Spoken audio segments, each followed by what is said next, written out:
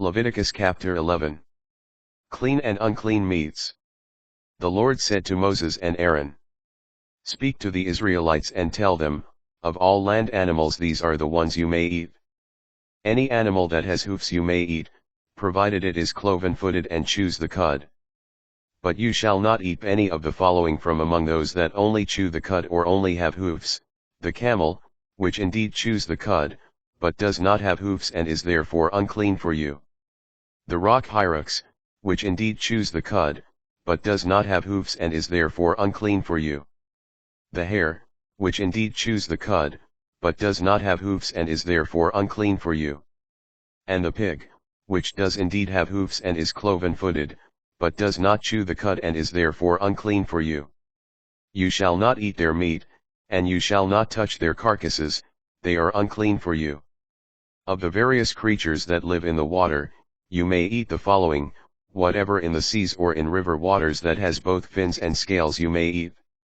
But of the creatures that swarm in the water or of animals that otherwise live in the water, whether in the sea or in the rivers, all those that lack either fins or scales are loathsome for you, and shall always be loathsome to you. Their meat you shall not eat, and their carcasses you shall loathe. Every water creature that lacks fins or scales is loathsome for you. Of the birds, these you shall loathe, they shall not be eaten, they are loathsome: the griffin vulture, the bearded vulture, the black vulture, the kite, the various species of falcons, the various species of crows, the eagle owl, the kestrel, the long-eared owl, the various species of hawks, the little owl, the cormorant, the screech owl, the barn owl, the horned owl, the osprey, the stork, the various species of herons, the hoopoe and the bat.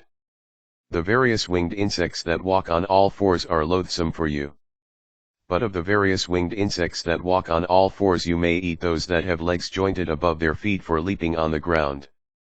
Hence of these you may eat the following: the various kinds of locusts, the various kinds of bald locusts, the various kinds of crickets, and the various kinds of grasshoppers.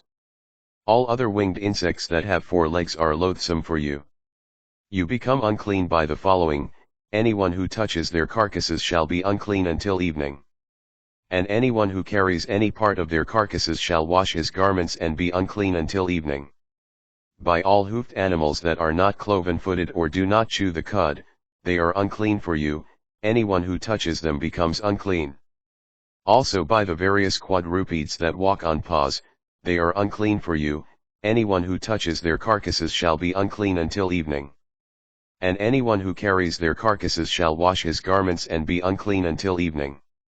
They are unclean for you.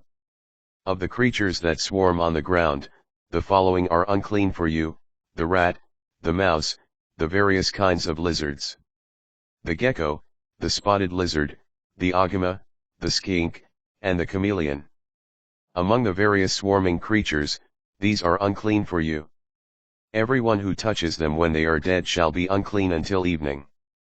Everything on which one of them falls when dead becomes unclean, including any article of wood, cloth, leather, or goat hair, any article of which use can be made.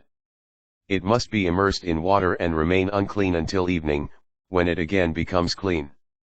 Should any of these creatures fall into a clay vessel, everything in it becomes unclean, and the vessel itself you must break.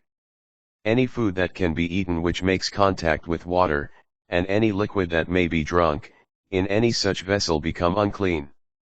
Any object on which any part of their carcasses falls becomes unclean. If it is an oven or stove, this must be broken to pieces, they are unclean and shall always be unclean to you. However, a spring or a cistern for collecting water remains clean, but whoever touches such an animal's carcass becomes unclean. If any part of their carcasses falls on any sort of grain that is to be sown, it remains clean. But if the grain has become moistened, it becomes unclean to you when any part of their carcasses falls on it. When one of the animals that you could otherwise eat dies of itself, anyone who touches its carcass shall be unclean until evening. And anyone who eats any part of its carcass shall wash his garments and be unclean until evening. So also, anyone who carries its carcass shall wash his garments and be unclean until evening. All the creatures that swarm on the ground are loathsome and shall not be eaten. Whether it crawls on its belly, goes on all fours, or has many legs, any creature that swarms on the earth, you shall not eat them, they are loathsome. Do not make yourselves loathsome by any swarming creature, nor defile yourselves with them and so become unclean by them. For I, the Lord, am your God. You shall make and keep yourselves holy, because I am holy.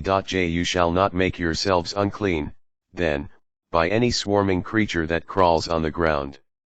Since I, the Lord, am the one who brought you up from the land of Egypt that I might be your God, you shall be holy, because I am holy.